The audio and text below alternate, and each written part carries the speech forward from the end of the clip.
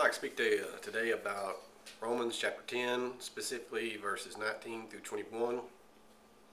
First, I want to give a brief synopsis of the whole chapter, and I'd like to focus on 19:21 for the purpose of trying to understand what Paul's motivation is, and is he correctly using his Old Testament references.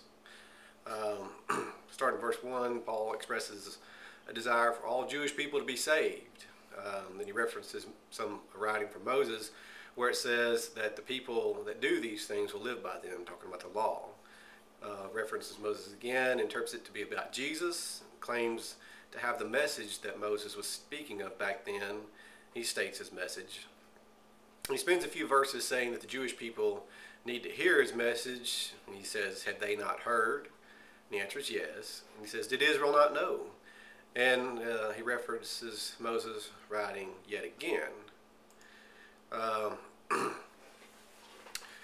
Says that Israel will be made jealous. He says that he and his followers were found by the Almighty God. And in difference, he says that the Israelite people rebelled against the Almighty God. And so these are stereotypical things, or generalities. And what I see the writer saying here is that he's speaking about Israel to his audience, and he's saying Israel will be made jealous by his audience. He says that his followers found the Almighty God, and he says that the Israelite people rebelled against the Almighty God. And so it's, we see a general building up of an audience, encouraging the people to, that Paul has the right way. And so I want to go back, I want to review those three references from the Old Testament right quick. Verse 19, its reference comes from the middle of a 43-verse song, if you would. And it's found in Deuteronomy chapter 32. And Moses is he's addressing the Israelite people right before he dies. This is the last thing he tells them. And what it basically comes down to is an admonishment for the people to do what's right. And when they do what's wrong, it says that the care of the Almighty God will be removed, and other foolish nations will come and beat them up. So this isn't in any way saying that foolish nation is a good nation. It's basically just an instrument of punishment to his people for falling into what they will inevitably get into as an adultery. And this, by the way, it was supposed to be read every 7 years to the people, right or wrong, whatever they were doing. And again, it was an admonishment for the people to do what is right.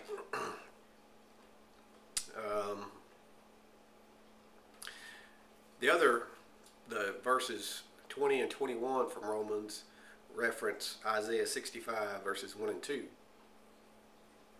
And this one, if you look back at various translations of it, you find different readings, but I believe what you'll come to if you'll read that is that it's talking about one people. That's ultimately, for those two verses, what I'm trying to get across is they're talking about one people.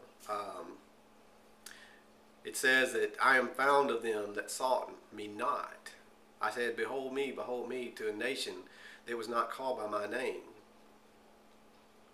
And then it says, I have spread out my hands all day to a rebellious people. And again, Paul is trying to say the first verse is about his followers saying that they found the Almighty God, and the second verse is about Israel, and they were just rebellious. But if you go back and read, you'll see that it's talking about one people.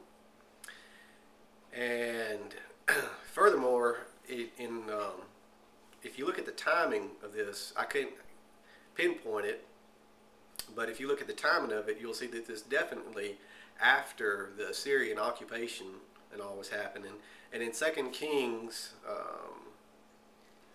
chapter 17, we have a record where it says the Assyrian king, he removed the Israelite people and placed other people in their place. So what we have is a group of non-Jewish people in Jewish land.